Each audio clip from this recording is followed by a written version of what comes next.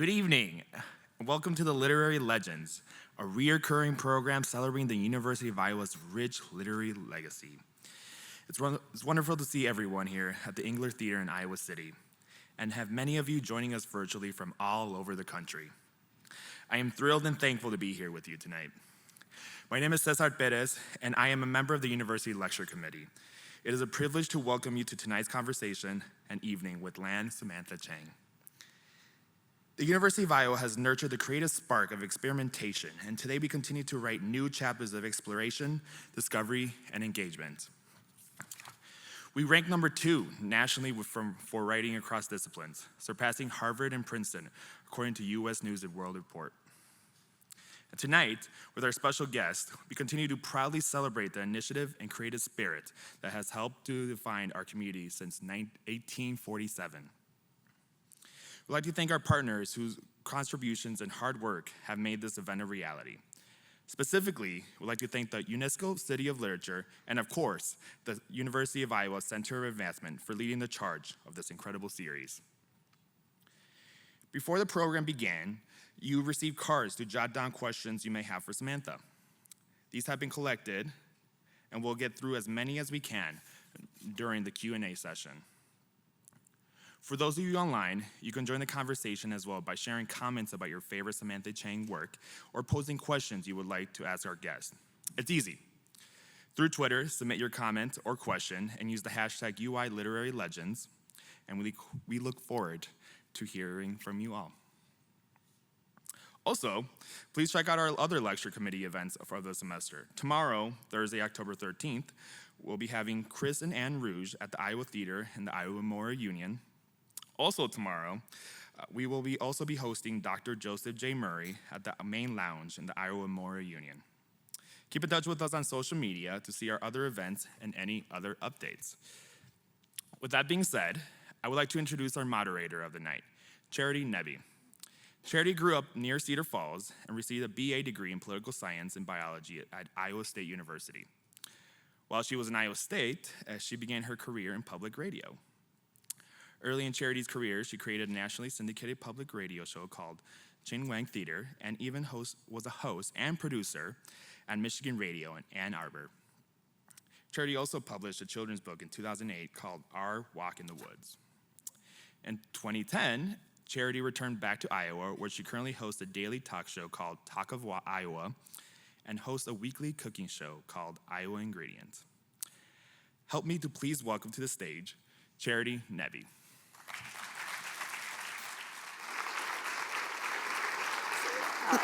Thank you so much. Oh, it's wonderful to be here tonight with all of you and to physically share a space that feels like such a treat. And of course, it's wonderful that so many people can join us from all over the world as well. And it is a huge pleasure and honor for me to have the opportunity to share the stage with a true literary legend, Lan Samantha Chang. And Wait, Sam, I'm gonna say stuff about you. She, of course, is the author of 3 novels and a collection of short stories. She is the director of the Writers' Workshop, a position that she has held since 2005. She is the Elizabeth M. Stanley Professor of the Arts at the University of Iowa. And I could read a long list of prestigious fellowships that she has received. I'm not going to do that, but I'm going to point out, although you've seen it on the slides, I'll point out once again that she had a book on former President Barack Obama's 2022 summer reading list.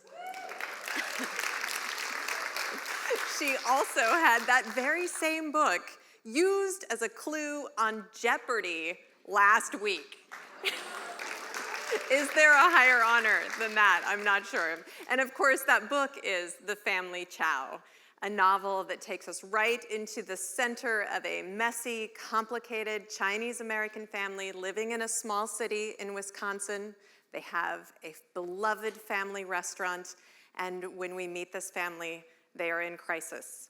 And that crisis grows exponentially through the pages of the novel, and it is a crisis that has been growing for a very long time. And we have the rare treat, we get to listen to Sam Chang read from the novel, but before we do that, we are going to chat a little bit. So please help me welcome to the stage, Lan Samantha Chang.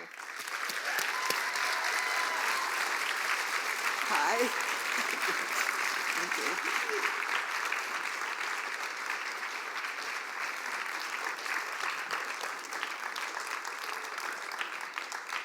Oh, it's so fun to have the opportunity to sit down and talk to you again. The last time we talked about this book was on release day. Yes. So in February.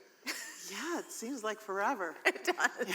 And of course, I think probably everybody here already knows that the Family Chao was inspired in large part by the brothers Karamazov and by your love affair with this novel. So tell me a little bit about your intense relationship with the brothers Karamazov. Sure.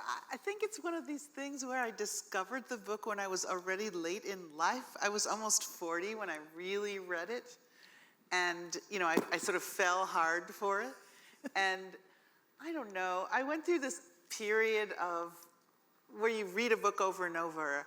But then, of course, I wanted to talk to a ton of people about it. And I was in this position at the workshop almost immediately where I was able to persuade, cajole, Require? Right. People to read the book. And we did non-credit classes where I would put up a sign, like telling them to sign up and vow that they would read the brothers Karamazov over Thanksgiving break.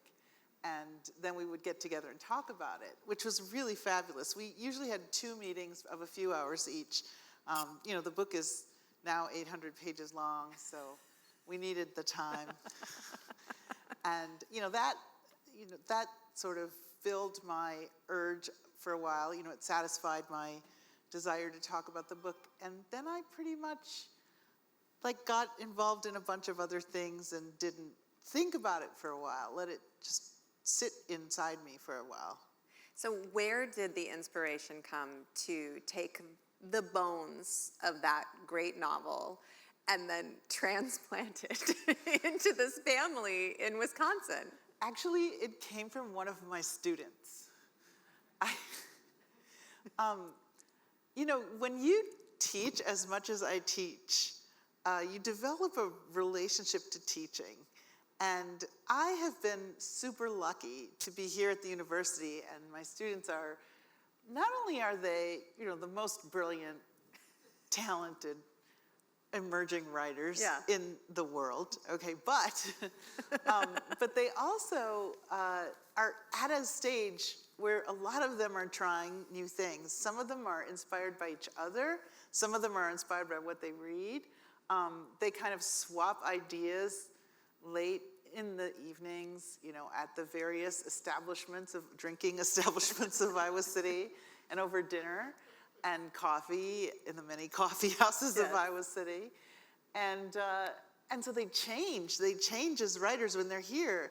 And there's something super exciting about being present when that's happening, like actually watching it happen and reading what comes out of people and how it changes over the 2 years when they're in the program. And I was talking to a student who I just read part of his thesis, and he was telling me that he always lets himself be inspired by another book. In this case, it was Maddox Ford's The Good Soldier. And I thought, At the time, I was not writing. I was in this post-book malaise that had lasted for years. And I had a child at the time, and I was busy with my job. But something about what he said it persuaded me to try to do something that had crossed my mind, but I had never taken it seriously. But I take my students seriously, and so I thought, well, if you take his idea seriously, you have to take your own idea just as seriously. You love that book, and I had been interested in writing in the present tense, and there's something about the way the book unfolds in time that seemed like it would be an interesting thing to reimagine, and so I just did it.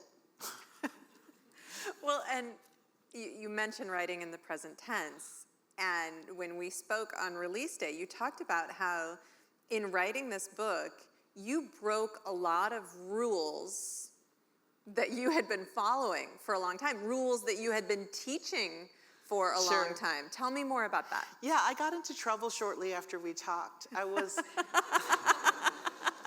it was a virtual event at the Center for Fiction in Brooklyn, New York. And my conversation partner was Ya Jassy, who was one of my students and who has since gone on to become this really extraordinary, celebrated novelist. And she just started off the conversation by saying, Sam, when we were students of yours, you used to tell us never to write in the present tense, and then I read this book and it's in the present tense. What is that about? And I changed. But it is true. I did spend some time telling them not to write in the present tense. And I had all these reasons. I think they were legitimate. But, it was funny. Back in 2005, I had been trying to write something new, and I wrote 100 pages. Between actual projects that I finish, I often start projects that I don't finish. And this was 100 pages about a family in the Midwest, an unhappily married couple and their 3 children, but they were different. Ming was the same, but everybody else was different. And it was in the present tense, and it was really fun. I mean, it was so much fun to write the 100 pages. And I remembered that. I made like a mental note. Interesting, interesting that this is actually fun. I had another student, I don't know if I should go on about them at length, but I had this other student who made this comment, and he wrote this really cool piece for class that felt to me as if you had put like a camera between the ears of a German shepherd and let it loose, just around a bunch of people to see what would happen, and you could just watch everything unfold as it was unfolding, like let it loose at a party or whatever. And I thought, this is so interesting because it feels like the present tense to me. And I remember a thing that people in class were saying, why doesn't this narrator ever look back? Like, why don't we ever have anything except what's unfolding? And he said, quote, I can go for days without once thinking about the past. And I had always thought, that a first-person narrator in the present tense would be false, in some way, because of course we think about the past, but apparently not. That was also really interesting. Different strokes for different folks. Well, yeah, totally. I think that novel's coming out, by the way, soon. Oh, exciting. Yeah. I can't wait to read that one. So,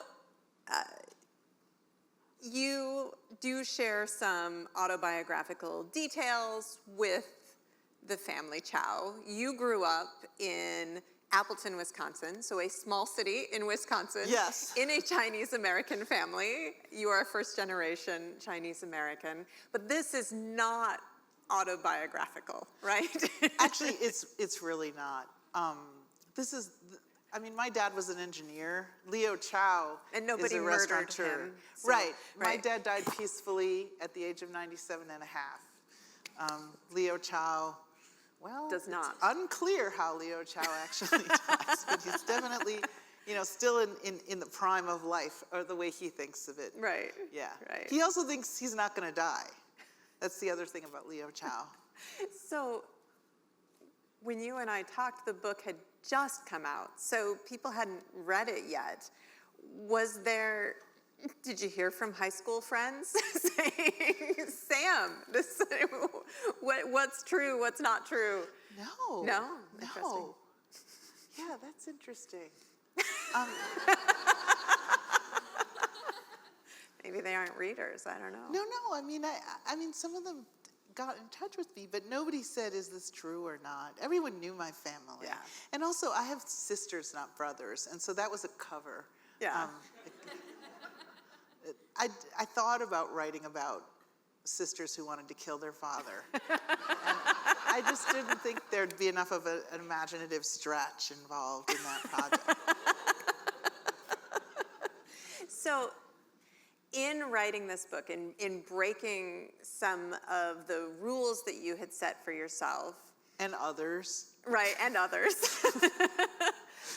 Do you feel, you've written incredible work in the past, but do you feel like you found your voice in a new way? Yeah, I think I did. But I've noticed with my work, I mean, you have to sort of look at your work from a distance, and I've noticed that my books are all different from each other.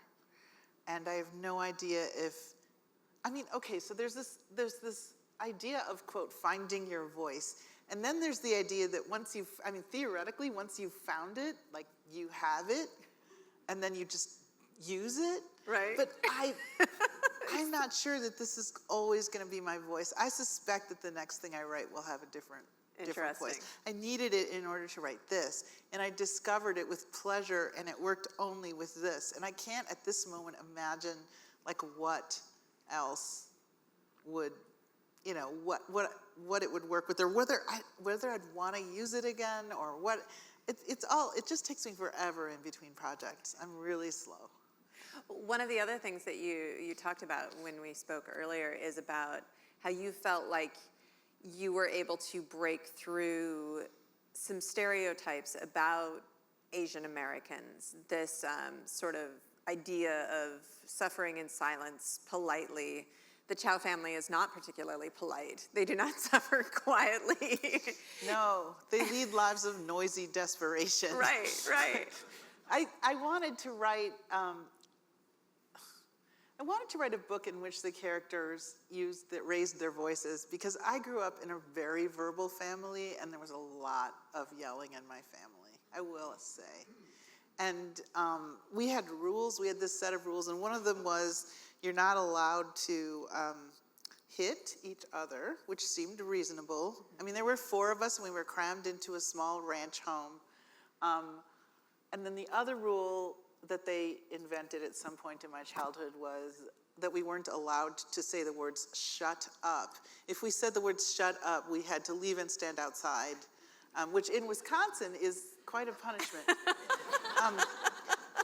And yeah, so we yelled a lot, and when we had conflicts, they were verbal conflicts. We talked a lot, and I wanted to write about a Chinese family like that. And you did, Yeah. for sure.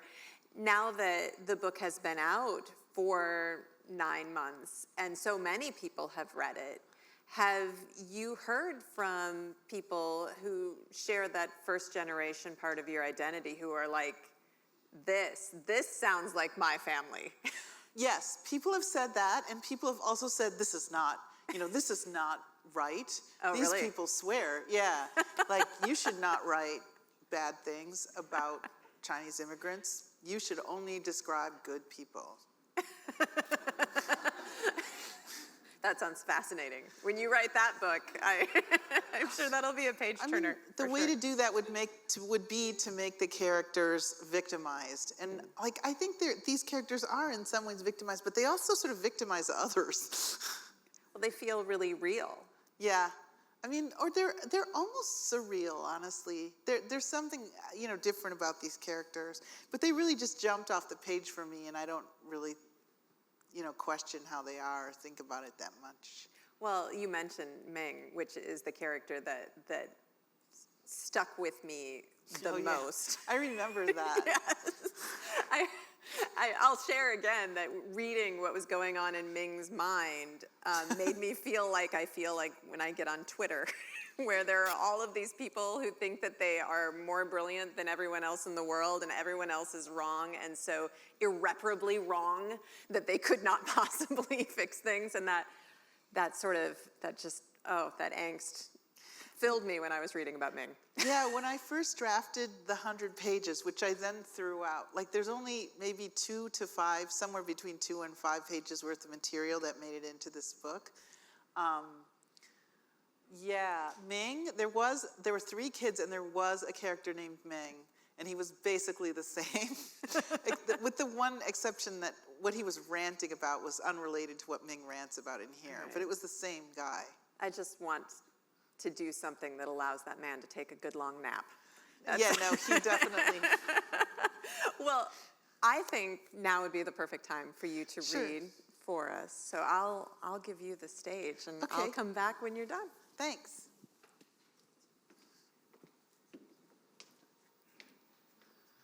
Okay, hi.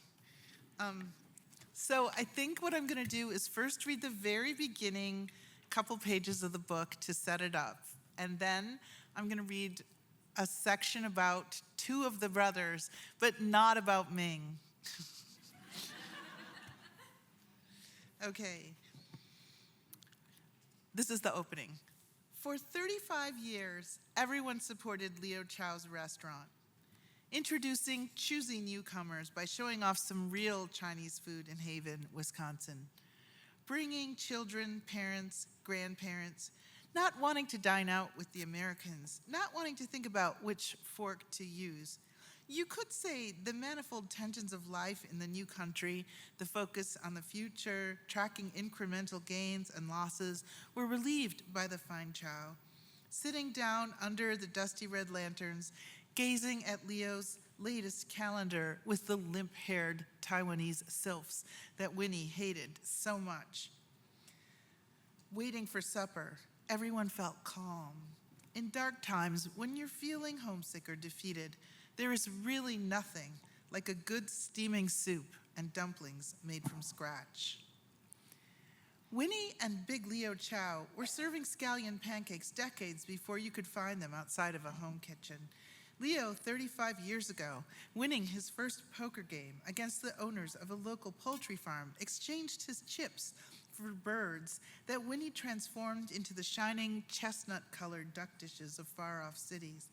Dear Winnie, rolling out her Bing the homemade way, 2 pats of dough together with a seal of oil in between, letting them rise to a steaming bubble in the piping pan.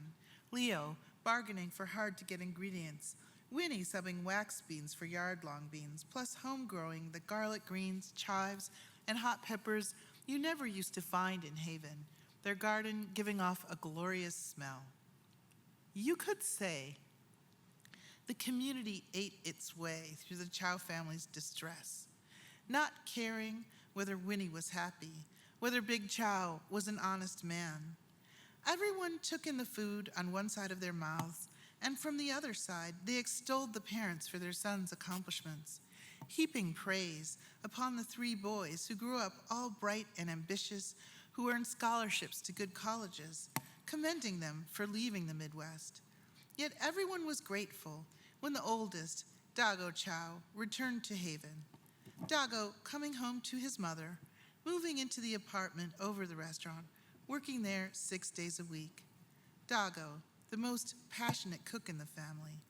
Despite the trouble between Winnie and Big Chao, everyone assumed the business would be handed down fairly, peacefully, father to son.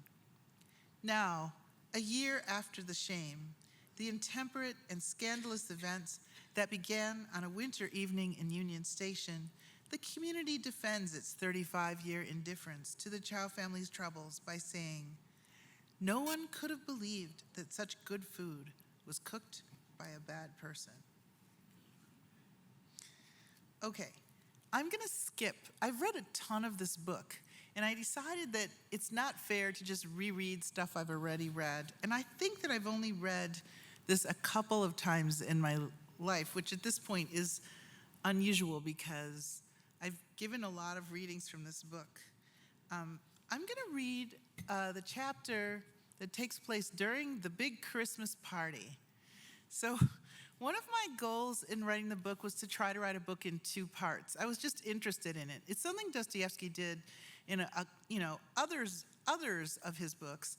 And what's interesting to me about 2 parts is that the 2 parts can be very different. I'm gonna read from the end of the first part. So what you need to know is that in this first part, the conflict that's been brewing in this family has reached a terrible place. Like Dago, the oldest boy, is so mad at his dad that he's, said on pirate radio that he wants to kill him. He's told theoretically everyone in the community, and Ming has sort of left, and he's not even home for Christmas, and James has sort of fallen in love with Alice, although nothing has happened quite yet. So there's just a bunch of stuff happening, and the worst thing, I think, is that the family dog, Alf, has gone missing. Let's see, what else do I need to tell you? Oh yeah, there's one other thing, which is that Brenda, who is a server at the restaurant, is Dago Chao's new love, but Catherine is his long-suffering fiance of many years. And yeah. And this party is Dago's big project to show everybody, including Brenda and his father, that he is a big man. The greatest Christmas party ever. As far as parties are concerned, there are many ways to greatness. There's greatness of style, of setting, of occasion, and of company. There's greatness of food, but behind the most magnificent parties, the spirit, the festivity, the celebration, and the meal, there must beat a generous heart. Dago's skills in the kitchen are a gift from God, but his heart is his mother Winnie's. Her lavishness, her extravagance flowing from a need to share, to please, and to heal. Now, as the first guests enter laden with Bibles and wrapped presents, they gaze about and gasp. The small dining room has been transformed by Catherine into a Christmas gift. Tiny lights outline the ceiling and walls. The red tablecloths glitter and glow with the lit centerpieces. The faded scarlet lamps are delicately garlanded with ribbons and real holly berries. Suffusing the scene is a mouth-watering blend of succulent and savory smells. Proudly, Catherine welcomes everyone by name. Dago has given her the role of hostess. He's in the kitchen, setting out the courses and preparing for the final torrid stir-fries. Neither he or James can long be spared to stand at the door. Brenda is nowhere in sight. Catherine shows the guests where to put their Christmas presents. She sets them near the twinkling fir tree. Everyone smiles and nods, trying to make their love palpable, making sure she feels the warmth of belonging. Mary Wah presses a wrapped gift into her hands. This is something Winnie used to do. In the years before she renounced possessions, Winnie always gave Catherine a gift at the party. "Thank you," Catherine says, tears pricking her eyes. When they are settled, Mary Wah puts on her reading spectacles and opens her Bible. At one point, she begins in Mandarin, "We too were foolish, disobedient, deceived, and enslaved by all kinds of passions and pleasures. We lived in malice and envy, being hated and hating one another. But when the kindness and love of God our Savior appeared," Ken Fan continues, "he saved us, not because of righteous things we had done, but because of his mercy."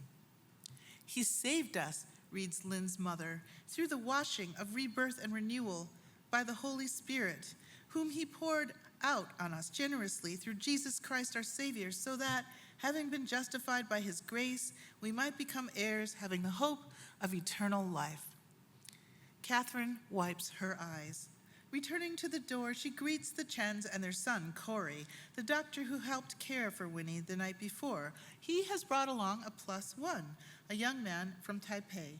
Next to arrive are the latest newcomers, an architect with his American wife who smiles at Catherine over the heads of their brown-haired children.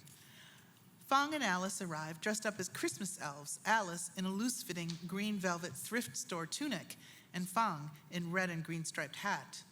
James darts over to stand near Alice for a minute, and then rushes off to fetch her a Sprite with an orange slice and a maraschino cherry. "Thanks, James," says Alice. Together they duck into the hall. Near the office, she kisses him. "Alice," James begins, his heart knocking against his apron, "tonight, after the party, do you want to—" "Ho, ho, ho! Merry Christmas!" Leo Chao tromps in through the back door, crowned in the Santa Claus hat he has worn every year for as long as anyone can remember. Removing his coat, he's resplendent in an eye-watering lime green and scarlet plaid Christmas sweater decorated with small, obnoxiously jingling bells. Following him are his winter poker buddies, 3 men in Carhartt jackets smelling of stale sweat and cold. Seeing James with Alice, Leo slaps James hard on the back. "Go get it, son." Then he heads up to the bar, where he introduces his buddies to Jerry Stern and to Jerry's +1, Maud Marcus, a woman running for town council. The poker friends can't stay for dinner because they have Christmas Eve at home, but they take stools at the bar, laconic and content. Dago, in a bright red apron, emerges from the kitchen and urges the guests to be seated. He checks each section of the room: the pitcher of water for the readers who have moved on from Titus to Matthew, the supply of whiskey for the farmers at the bar, and especially the door. He's glaring at the door when it opens to reveal Brenda with a tall, good-looking, dark-haired man. Brenda makes contact with Dago's glare. Then she introduces everyone to Eric Braun. There's a lull in all conversations, even the reading, as everyone inspects Eric. With his square jaw and penetrating brown eyes, the man is unmistakably a rival to Dago. Dago turns and stalks back into the kitchen. For an hour, there's nothing to eat but shrimp chips with soda, beer, wine, and liquor of every type procurable in Haven. This is Dago's social strategy, to get everybody drunk. And although Leo, Lynn's father, and the poker friends are the only true drinkers among them, the sheer amount and variety of alcohol inspires everyone to get tipsier than usual. Around 6:30, the farmers, somewhat reluctantly, return home to their own family celebrations. Leo tends bar. In the kitchen, Olan frantically rolls out pancakes for the duck, and Dago cooks them in 2 pans. James sneaks out, searching for Alice. Near the tree, Catherine is encouraging the new half-Asian children who have been silently watching to join in with the other children. At last, they put down their sprites and enter the ruckus. It's a moment before James spots Alice. She's sitting with her brother and Lynn and Brenda and her guest near the corner. James waves at her, making his way around the guests toward her table. Pink spots come into her cheeks.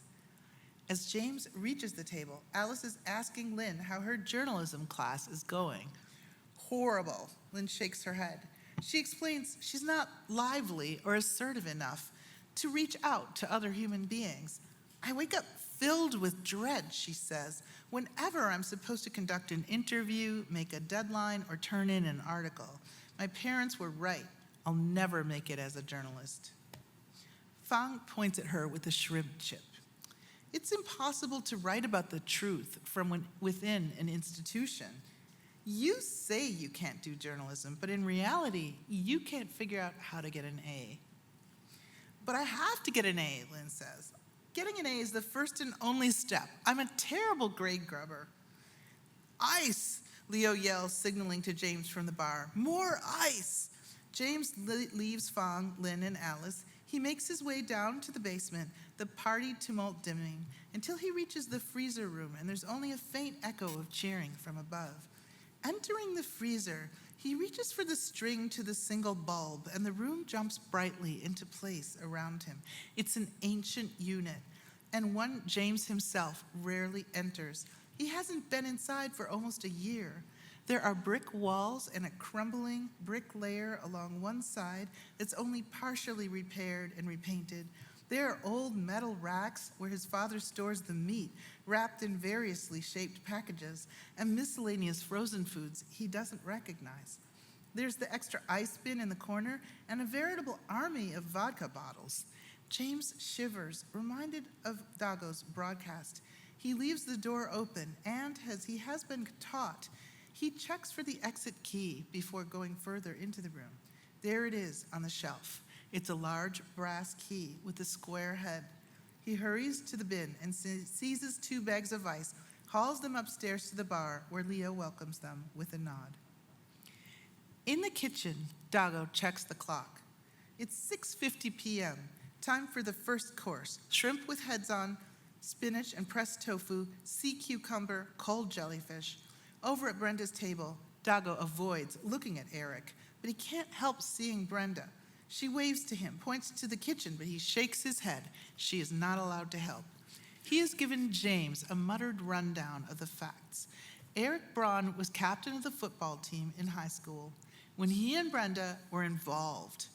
Homecoming queen, big man on campus, always an asshole. He went to college at Northwestern, majored in business, and made a lot of money in the northern suburbs selling commercial real estate. He also married, had a son, and divorced. He's returned to Haven for Christmas, and in the last 24 hours, he's taken Brenda out for drinks and lunch. Now, he's her guest at the party. Dago avoids Brenda's eyes as he and James, Freedy, and Tyrone pass around small plates of tender cold chicken and braised gluten. At 7:15, asparagus, pork belly, and soup with seafood dumplings. Now comes the Peking duck. Dago has directed a man or woman in each group of 6 to carve the ducks, which are served properly with scallions, plum sauce, and 1 pancake per person. The dish takes a long time to serve, but each duck is perfectly tender and the skin crisp under its mahogany gloss. "Let me help," Brenda pipes up, grabbing James's sleeve. James glances at Dago. Dago shakes his head. James has been instructed to make sure Brenda does no work tonight. James makes his way to Brenda's table and passes on his instructions. For a fleeting moment, watching Brenda's face, James is certain Dago isn't letting her help, not only because she's a guest of honor, but because she has hurt him. What does Dago have in mind, James wonders. He can't tell what Brenda's thinking or feeling, but he notices she's wearing more lipstick and eye makeup than usual. Is it possible, James wonders, that Dago knows this one thing about Brenda that she doesn't know about herself, that she actually wants to work? Loves the swinging doors, the hectic insanity of the kitchen, loves wooing, cajoling, and pleasing the customers. Near Eric Braun, Alice sits dreamily over an untouched plate of Peking duck. James brings more pancakes, but she doesn't want any. He promises her the most mouth-watering dish will be a mutton stew. "No thanks," Alice says. "I've decided to be a vegetarian." "It's eat or be eaten," says Lynn. "Mutton stew, yum." Fong turns to her, grins, and shakes his head in some mysterious warning. Eric Braun seems confused by their conversation and this restaurant, by its crowdedness and unusual smells, by its cacophonous conversations, many in a language he doesn't know, by so many black heads, slanted eyes. Sitting next to Brenda, he peers around the room and straightens slightly, defensively, as though he's surrounded by goblins. It's not until Fong engages him on the subject of alternate currencies that Eric begins to relax into his cups. James watches very closely. There it is in Brenda's expression, relief. James doesn't know how he knows this, what unfolding instinct has enabled him to read her, but he's sure of it. Brenda excuses herself. She stands up, takes off her cardigan, and moves toward the kitchen in her snugly fitting red dress. She is going to serve, permitted or no. It's a simple stir fry of hollow-hearted vegetable dressed up slightly with tiny dried shrimps. "Run," shouts Dago from the hallway across the room. Together, he and James, Tyrone and Freedy have finished lugging out tureens of soup. "You don't help tonight. You're the guest of honor." Brenda straightens up, vibrant, gorgeous. "Of course I want to help," she cries. "It's an honor to help such a marvelous chef. This meal is an achievement." And as the words leave her mouth, everyone knows what she says is true. Their bodies are lighter, their souls expanded. It is a breathtaking meal created by a truly gifted chef, a man who has reached for and has grasped the power of his life's possibility. They will remember it forever. Dago is elated. He shines like the sun. Beams of happiness and sweat rise visibly from his collar. For a moment, just long enough to snap a photo, he and Brenda glow at one another. "Chip off the old block," yells Leo Chao. "Look, I sit in my own restaurant, do nothing, get served banquet food by a beautiful woman." Dago ignores this. He and James and Brenda retreat to work on the next course. Behind the kitchen doors, Dago reaches, leans toward her. James tries not to listen, but his brother has no interest in keeping his feelings a secret. "This party is really for you. You're a guest of the family," Dago exclaims. "I wanted it all for you. Are you going to get together with that bozo or what?" Smiling, Brenda shakes her head. He nudges her toward the dining room, but neither of them moves. They stand holding hands. Something's burning on the stove. When James passes them, a moment later, carrying extra spoons, he backs off slightly from their radiance. They look as if they are aflame with beauty. He can almost see the stream of happiness flowing through them. Dago beaming, handsome, Brenda a torch of dazzling light. They wait until the guests have polished off the greens and the entire soup dish. Then they collect themselves in time to serve the red stew. This is the mutton, deep and spicy, meat slipping from the bones, so tender and so flavorful that everyone wants seconds. It's the meat the Scares delivered, and although they had sent a generous amount, there isn't quite as much of it as there is of everything else. Eric Braun is entirely taken by the mutton dish. He's consumed a good-sized serving, and now he reaches with his fork over to Brenda's plate. He's the only person at his table who is eating with the fork. Carelessly, Brenda pushes her own portion to his plate with chopsticks. Then she stacks the plates, making space on the table for the crispy noodles covered lavishly with seafood. The Bibles have long been put away. Near the Christmas tree, Mrs. Chin, her anxiety over Lynn's journalistic ambitions forgotten, is making a video to send to Winnie in the hospital. Well, in the corner, Lynn herself is deep in conversation with Fang about whether to switch her major back to data science. Corey's mother is taking a photograph of Corey and his +1 under the mistletoe, and Catherine is texting at top speed. In the middle of this, James becomes aware of a woman in the corner talking to a couple of nuns. She looks Chinese American, around Dago's age. She's a plump woman wearing red-rimmed glasses, her hair cut into bangs across her forehead. "My grandfather, my junior year abroad," James hears her say, "and we kept in touch." The nuns are calmly nodding. She finishes speaking, rises, heads in the direction of the bathroom. "Do you know who that is?" James asks his brother, pointing. Dago shrugs. "No idea. A stranger appears. She must have heard the invite on the radio." He slaps James on the back. James grins, but he puzzles over the unknown woman.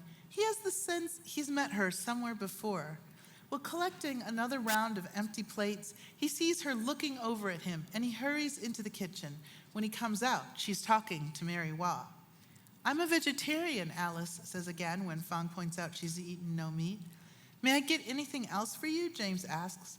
"We've made some plain dishes for the people from the spiritual house." He leans close to her, ostensibly so she can hear him, but actually because he wishes to be near. He speaks into her ear. "After the party, should I come over to your house?" "Yes, please," Alice says. Now the room is filled with warmth and light. Dago is bringing out bottles of champagne. He leads Brenda to her seat, gives her a little bow, and uncorks a bottle for her. On the other side of the room, Leo Chao, in his Santa Claus hat, has sent the stranger back to the nun's table, dismissing her questions with a few loud, cheerful remarks. He's now popping corks and passing out bottles, talking and laughing. He stands, straightens like a bear on its hind legs. There's a hush. Everyone turns to look. Leo nods around the room. The bells on his sweater jingle as he holds up his glass. "My wife, Winnie, would tell me to shut up, but she's in the hospital, so I'll talk." There's some nervous laughter at this. Near James, Dago shifts his weight. "Winnie would disagree," Leo goes on, "but what can I say? We disagreed about many things. She was always dragging me to church, even though she was a Buddhist, always hoping some kind of spiritual teaching would rub off on me. Christmas party." In the moment that follows this undeniably true statement, motionless but for the slight shiver of bells, Dago clears his throat. He puts a hand on James's shoulder. He's touching him for strength. James looks around, concerned. Dago is sweating, swelling like a bullfrog, glowering at Leo. "Why don't you listen to her then?" he shouts. "Just listen to her for once." "Because she's crazy. It's all chemical," Leo bellows back. "You're younger. You don't know about that time of life. It starts in her 50s when a woman dries up. She does and says whatever she wants." James almost smiles. Menopause does not sound too bad to hear his father talk about it. "She drops womanhood like an old sock. There's no reason to please anybody anymore." "You leave my mother alone," shouts Dago. "Get some tranquility," shouts Leo, a grin splitting his face. "Calm down and apologize." "I'll never apologize." "Well then, time's up. I told everyone at the hospital I'm selling the restaurant, and you and your girlfriend are going to have to look for new jobs. He points at Dago, and the bells on his sweater sparkle under the lights. Dago is pale. James's own hands grow cold. It's hard to keep listening, though some deep instinct is telling him to be alert for his own sake as well as his brother's. Ken Fan's voice comes clearly through the hush. You're sure you can't sell it to Dago? Are you kidding? No, I'm selling it to some guy from the mainland, guy I know in Chicago, cash on the barrel. This guy, he wants it as an investment. He knows nothing. He wants to turn it into an all-you-can-eat food factory. You know, unlimited ice cream, crab leg sundaes. I don't know how those places ever turn a profit. It's probably money laundering, but it's not my problem. Dago is edging from the room. When James turns to follow, Dago motions to him, stay there. James knows he must stay and pay attention to what else is said. He doesn't quite believe Leo, yet he almost wishes to believe him, wishes Dago were on his own, free of the restaurant. Yeah, it's time for me to move on to new things. Business abroad, business in Shanghai. I'm not selling my house, but I can't be tied up here in Haven every day. This is our final Christmas party here, so drink up. And to my son, our host, the big spender, good luck with your new job. You're unemployed. Leo raises his glass. To the future. There's some troubled murmuring. Ken Fan calls out, to Winnie's health, and more people cheer. Winnie's better, Mary Waugh chimes in. They release her to rehab next week. There's a great deal of clapping and shouting at her words. To Dago, generous man, chimes in Mrs. Chen. To Dago, echoes Alice Waugh across the room, her face a mottled pink. To my brother, says James, raising a glass, who taught me everything I know. To the Chao family, a great part of our great town and our community, declares Maud Marcus. To the Chaos, pipes up Fang, red-faced under his striped hat. To the Chinese brothers, for the surfeit of extravagance and with warning. As at the words, the Chinese brothers, James cocks his head. Fang is referencing something. James senses an echo of back to childhood, but he can't place it. What do you mean? James asks Fang. The toasts are in Mandarin now, going on over their heads. Eric leans politely in to listen. This is a surfeit of good food, and it's an extravagance, but what's the warning? Read the bones, says Fang. To Winnie, someone else yells again. To Winnie's health. What bones? James asks, with Eric and Brenda listening. These bones. Fang points at Eric's plate. Maybe they don't know what they're eating. A hush of fear comes over James. The meat was a gift. To Mary Waugh for her help over the years. It's from the scares, Fang says. I know, so what, asks James. Dago invited them. They couldn't make it to the party, so they sent this. It was a gift. Is it a gift if what they send is dog meat? For a moment, the chattering from the room presses in around their silent little group. Fang blinks. Oh shit, Then there's a sudden hacking cough. It's Eric. He's not coughing, he's gagging. Brenda touches his shoulder. Eric? Eric stiffens. Let me out. James jumps up. I'll take you to the bathroom. He snatches a glass from the table and heads toward the back. Eric follows blindly, coughing into his hands. Everyone turns to watch. In the bathroom, James waits while Eric throws up in a stall. Eric has eaten a lot of stew. And now, seeing and smelling the half-digested soup of what he has eaten, and knowing what it might be, is it possible? Sends him into another round of vomiting. He retches and retches again. Fuck, oh, fuck. James remembers Dago unwrapping the paper package of stew meat, aglow over the generous gift. Was it too good to be true? When Eric straightens up, his face is slick with vomit. James turns the taps to warm so he can wash. What the fuck? Eric gasps over the faucet. James considers what to say. Do you think it's true? Scare's Diner is the last of what was once a cluster of family businesses, a bar, 2 restaurants, and a butcher's. Once, when they were both in middle school, Trey Scare shoved Ming's face into the toilet at the butcher's. Where did the Scares get that gift of meat? And where is Elf? James hands Eric a glass of water. It's not true, he says. Fang was just messing with you, honestly. You feeling better now? I'm getting the fuck out of here. Eric washes his face, and together they walk back to the dining room. The families with children have departed, and other guests are putting on their coats. Eric heads for the door. James follows him out to the foyer, where he searches the racks for his coat, mumbling. Goodbye, James calls after him. Merry Christmas. His call is muffled by the snow. Brenda stands at his elbow. Together they watch Eric disappear into the snow-surrounded parking lot. Thank God he's gone, Brenda says. Her features are severe, her squint crowding her dark lashes close together. She crosses her arms, huffs a cloud of steam. After a moment, a BMW pulls out and turns quickly into the street, tires squeaking. Didn't you invite him? James asks carefully. We went out in high school. He just got divorced, has partial custody of his son. Decided I was the one who got away. He didn't seem comfortable here, James said. No kidding. Well, you win some, you lose some. But she turns back toward the restaurant with an expression of anticipation. James monitors the consumption of dessert. First, the guests are served a fresh fruit plate with local apples and pears, orange slices, pineapple, and pomegranate. Next comes Brenda's favorite, long-life, peach-shaped red bean paste dumplings. Finally, each group of remaining guests is given a big bowl of hot, sweet, fermented rice broth with the smaller dumplings made with sticky rice and black sesame seed paste.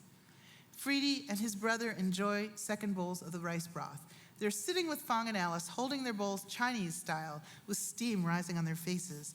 Catherine, who is in the last hour has grown increasingly crestfallen and pale, has gotten up to collect the plates.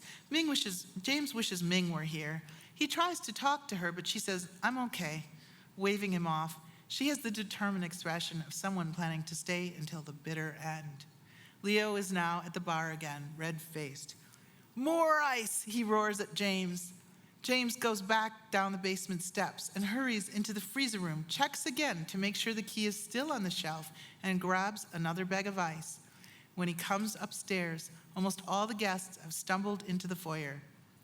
Fabulous, someone says. This is Jerry Stern's friend, Maud, the one who's running for town council. Maud is holding Brenda's two hands in her own leather-gloved hands and gushing, as if Brenda is the wealthy hostess of an ornate home. Brenda, you've become a part of something marvelous here. And Brenda, as if this woman has ever given her the time of day, gushes back. It's been lovely to see you, Maud. I've eaten myself drunk, Mary Wah is saying. Let's go home. In twos and threes, the final dinner guests stroll out into the snowy, crystalline night, relaxed, their eyes shining and their earlobes pink, desiring nothing. Thanks.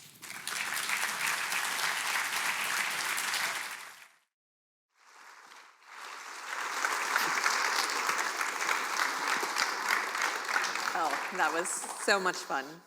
I told you when we talked before that I sat down to read the book and I read it all in one day because it just pulls you along every page. And that party scene, I feel a little sick. But someone wrote a wonderful question, and they wrote it obviously before we got to the part with Eric that said, did you get hungry writing your book? All the food sounds amazing. I'm always hungry. Yeah. I think that's perfectly fair. So I want to circle back. We were talking about breaking all those rules earlier. Do you feel that breaking your rules, the rules that you were following, the rules that you were teaching others, has that changed how you teach? Yeah, over the years I've become a lot less insistent that people write one way or another, really. I think I've slowly shed it off. Of course, the question then becomes, what are you teaching? You know, but that I don't know if I can quite answer in a direct way. It's Right. become more of a process. Well, and listening to you talk about your inspiration earlier, I mean, it just sounds like you foster an incredible environment of creativity. I think that actually okay, the big secret, or the not so secret of the Iowa Writers Workshop is that the community is what makes it what it is. That the students inspire each other, in a way that really can't happen anywhere else because of our size and because of, the diversity of our community, and the aesthetic diversity as well as the cultural diversity. There's just a lot going back and forth. I think of it as horizontally.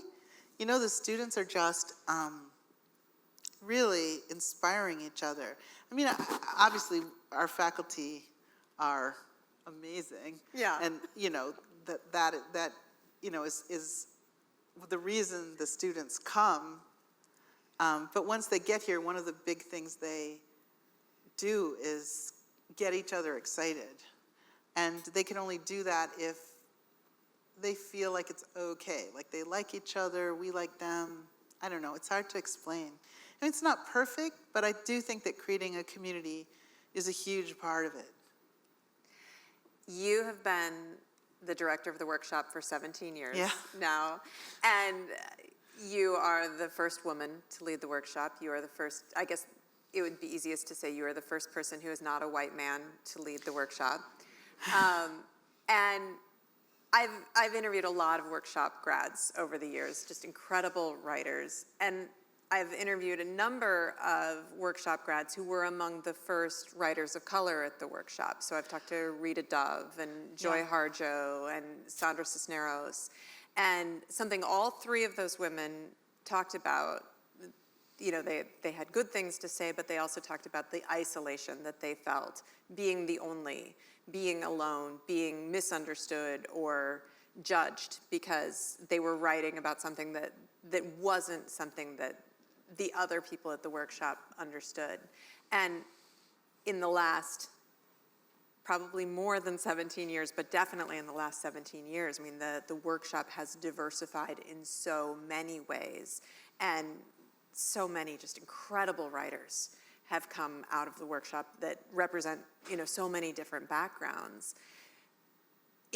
How do you foster an environment that is more inclusive and allows people from all of these different backgrounds to feel welcome and valued? Well, I mean, everyone has bad days when they don't feel welcomed and valued. Yeah. I mean, it's just part of being a writer. But I do think that... And maybe being human, too. Yeah. But I mean, a lot of writers feel like outsiders. It's one of the reasons that they feel the need to write down, what they're thinking and feeling. But I guess I feel like there's a... I don't know if it always... I guess what you're asking me to talk about is something that is unexplainable. It's a kind of... It's a magical feeling, and so I'm having trouble articulating exactly what it is. The question is like, what do we do? Yeah, I mean, how do you foster an environment? Well, okay, first of all, I'm a really shy person. So it's really hard. I don't go out, I'm not like Maud Marcus who, is like shaking people's hands and gushing at them in public. But I do think that a lot of it comes from the classroom.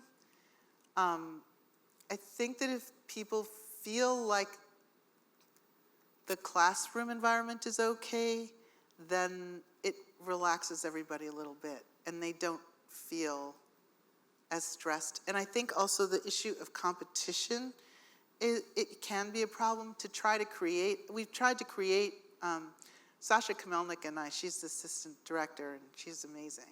We've tried to create a more equitable funding set up for everybody so that they understand that we're not evaluating their work in the same way that the workshop and other writing programs used to do. And because we don't want to be in the position where we have to evaluate for funding. We're interested in creating a situation where everybody has, the similar, Right. or the It goes same. back to that horizontal idea I guess that you were so. talking about. Yeah, but it makes people feel more like sharing with each other if they don't feel competitive with each other. And We do have some wonderful questions Okay. from the audience. So this one's from online. What does the drafting process look like when you're working on a novel? oh, it's horrible. I mean, well, no. One thing I can say about my drafting process that's become clear to me as I've written more and more is that I don't draft in order. I don't start writing at the beginning of the novel and finish a draft that way. For me, I've redefined my idea of what a draft is. And for me, a draft is I work on the whole thing for a certain amount of time, and then when that period of time, like 100 days or whatever, is over, 100 working days, I stop and I call that a draft. And so at first my drafts were like 150 pages, and then the second draft was like 200 pages. And then by the fifth draft, I think it was 500, maybe it was the sixth draft, it just got very long. And then I went into the cutting phase. So I would work for 100 working days on something and cut and shape it, or do whatever I'm doing to it, work on it. And then, do you see what I mean? So Yeah. that instead of like working all the way through it until I'm ready to die and can't think of anything else, and then calling that a draft, I just work on it for a certain amount of time, call it a draft, and then recharge it up. And the reason I do that is that I don't think I would have the confidence to push all the way through until I was just exhausted and then call that one draft. Because I have so many things to do, and Right. a lot You're of not just writing. I mean, Yeah. not that No. people who are just writing are not just writing either. No, but yeah, I mean, a lot of people are asking for my time and attention, Yeah. and I have a family, and so I have to figure out ways to encourage myself to write, to feel like I'm getting something done so that I can keep going. And that's how I ended up writing this book. It really took, I worked on it. It's been 12 years since I published a book, but I would say that I worked on this book for maybe 6 or 7 years like that. Well, and one of the questions we have relates to this. How do you push through those fallow periods in between projects? And do you ever think that it's just not going to happen? Yeah, this is such a strange problem. For me, I need to feel like the project that I'm working on is impossible on some level, because that is interesting. And then there's this secret belief that no one will ever see it. So like for the first couple of, I know this sounds really illogical, but the first couple of drafts, I tell myself it's impossible. Like the last book I wrote was called All Is Forgotten, Nothing Is Lost. I remember talking to you about that too, Yeah. 1,000,000 years ago. Yeah. But that book, I thought to myself as I started, no one will ever see this, so that you can work on it in complete privacy. And the reason no one will see it is that nobody wants to read a novel about characters who went to an MFA program. And I think it's kind of true. Although I heard Brandon's writing one now. All right. Brandon Taylor's publishing one, and I'm sure everyone will read it. But the thing is that I had to believe that this was an impossible project in order to really get the privacy around me, because I'm surrounded by so many people. I just needed to feel like it was my secret project. And of course, what more impossible project could there be than to reimagine, the Brothers Karamazov, which, is this glorious, brilliant, weird novel. Long, deep, dark, right? Write all Russian those novel. things. So it was my little secret project for a long time. And then after a while, it started to feel like, oh, wait, I'm interested in this, not just because it's my private project, but because I think I'm actually making progress. And then once that starts to happen, I know it's a real thing. And once it's a thing, then I can revise it and finish it. I don't know, it's very hard for me to start new novels, really hard. Well, and the follow-up question here is they want to know how you decide which projects to give up on. Yeah, that's surprisingly easy.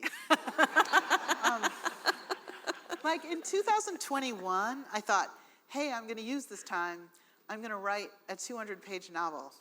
I had like a fellowship in Berlin for several months, and plus, I had time.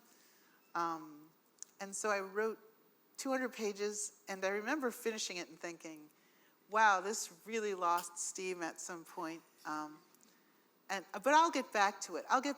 It's not gonna, but then after a while I thought, you know what the problem is that the steam, the whole, 3/4 of it had no steam. The first quarter of it had steam. You could feel it even in your memory of it. And I thought, okay, well, I'm just gonna put that aside. At some point, maybe, I wrote 100 pages in the present tense about this family, an unhappy family in the Midwest. Well, I didn't end up turning that into a novel, and only a few pages survived, and they're in here. And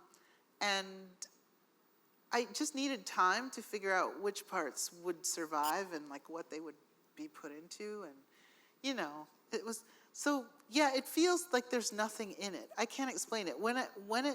I just lose interest in it. I know that it's not a real thing.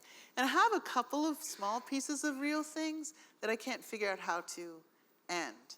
I have one story that I've been thinking about since, gosh, I don't know, 15 years now, and I'm just waiting to see how it will work. I can't wait. It's just a story. I mean, in that you won't. When that one finishes, though, let me know, because I will. I will. Know. Right. You won't interview me about it, but you can read it.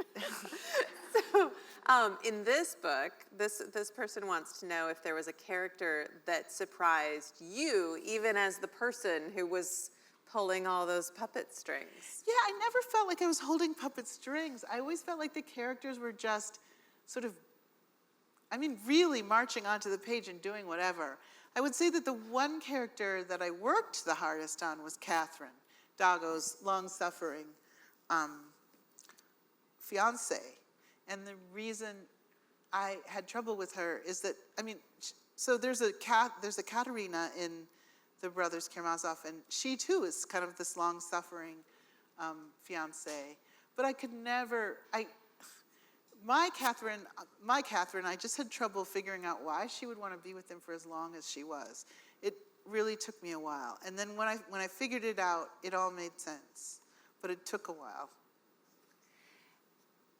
Is there a character that people connected with more than you expected? Well, Leo is the obvious choice because everyone hates Leo, right? Yeah. And people who read the book hate Leo, but a surprising number of people who read the book, and not all guys, have told me that they actually really like Leo.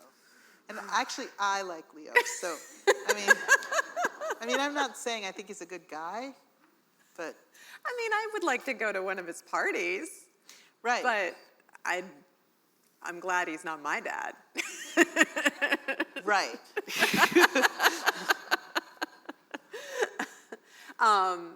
Did the external constraints of the structure, the parallels with Brothers Karamazov, ever conflict with the voice of your characters? And they also want to know if there was a character who rebelled on you. You mean from the Brothers Karamazov? No, in your story, did your characters conflict with this structure that you tried to create for them? So this is where I had to have a really loose rein on the characters because, even though I knew, ultimately there had to be a trial, I really, really kept, letting out the reins, letting them run wherever they wanted, as long as they kind of knew that they eventually had to swerve toward that direction. Yeah.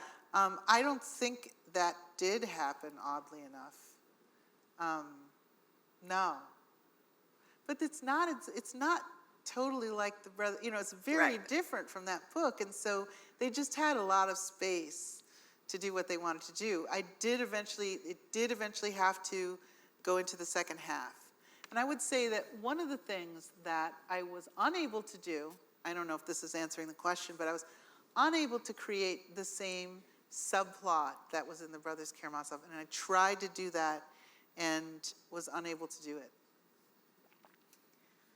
So this feels like the perfect way to bring this conversation to an end, but I love this question. This person says, I always wonder what it feels like to hear yourself described as a legend, especially when you're so young. A, I'm not that young, but B, I don't know, I've never been described as a legend before. This whole experience is really wild to me.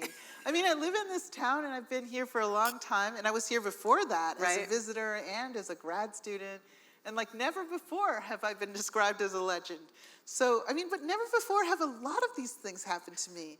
Like everything that's happened has been a huge surprise. Like Barack Obama, the Barack Obama summer list, that was a complete surprise. And when did you find out about it? Curtis Sittenfeld emailed me at I was in California, and it was 6:30 in the morning in California, and I woke up and checked my email. I don't know if that's healthy, but Curtis how you wrote get so much done. congratulations, and I wrote back and said, thanks for letting me know. And she said, you didn't know? But I didn't.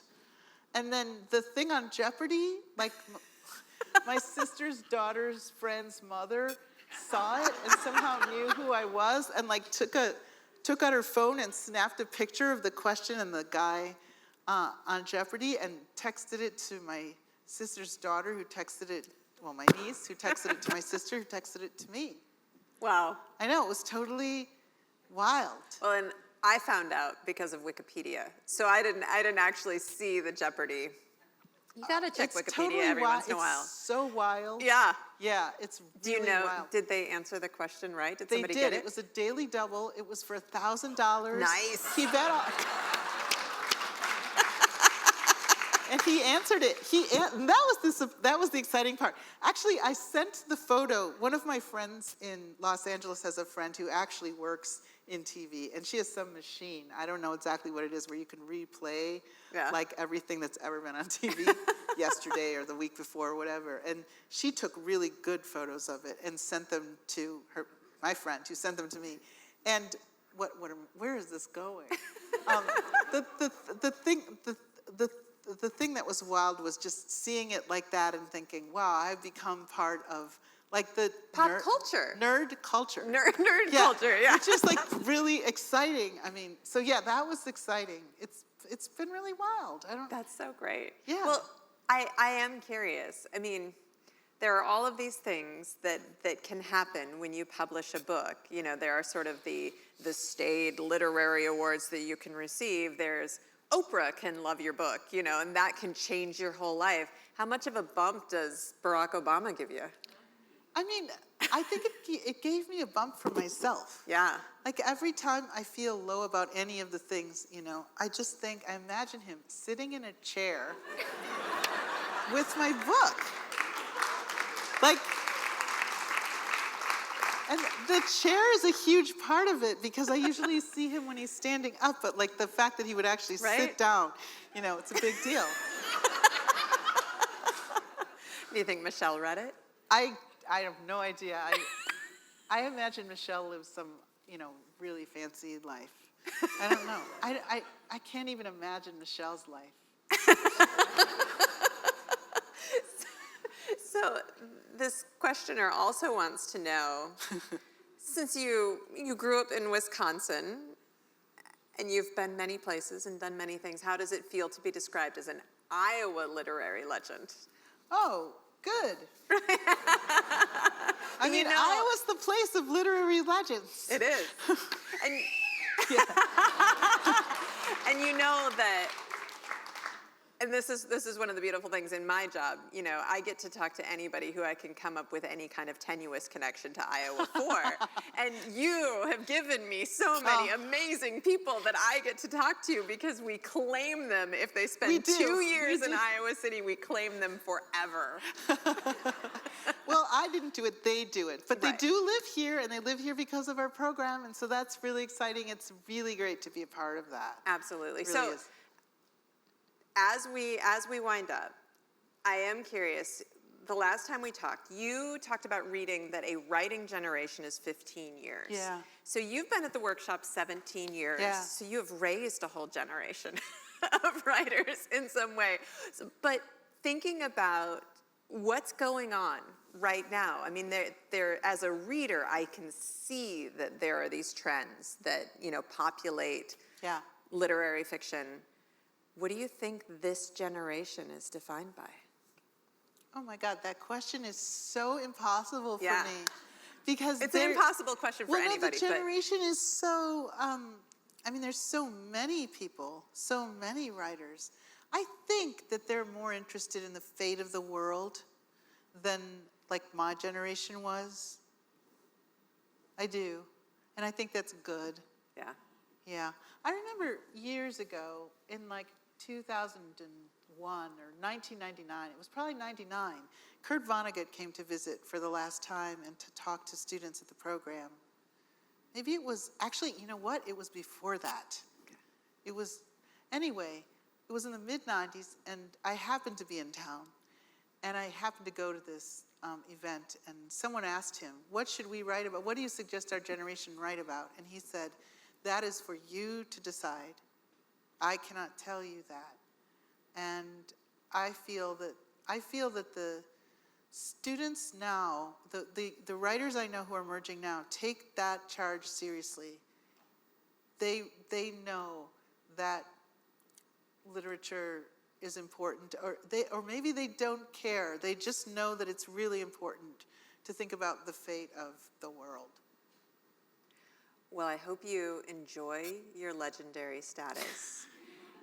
That may change how it feels to walk down the streets of Iowa City.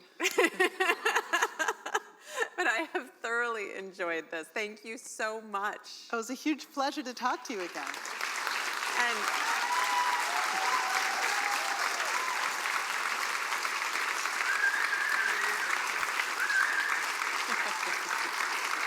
I do have to say a few things before we let people go. We have some end notes. So I do need to say that you can find the Family Chao and other works by Lan Samantha Chang wherever books are sold. So of course, we're going to be selling some books later. I'll mention that in a moment. Yes. Also, be sure to pick up the latest copy of Iowa Magazine, where you can discover works by other Iowa writers. If you are in the audience here, of course, Sam will be signing books upstairs in the gallery. So please go up there and see her after we get done. And I'm going to give you a vision of the future. We have a wide range of exciting programming planned for alumni and friends coming up. Homecoming is around the corner, so be sure to visit homecoming.uiowa.edu. Discover all the festivities that will lead up to the big game. Don't miss the next chat from the Old Cap featuring Iowa men's wrestling coach Tom Brands. And finally, 5 groundbreaking graduates dared to dream big, dream gold, and will join the long list of Hawkeye luminaries who have received the University of Iowa's highest alumni honor. You can meet this year's honorees at a special ceremony on October 28th at the Levitt Center for University Advancement. And of course, there will be more Literary Legends programs in the future, but let's have one more big round of applause for Lan Samantha Chang. Thank you. Thank you.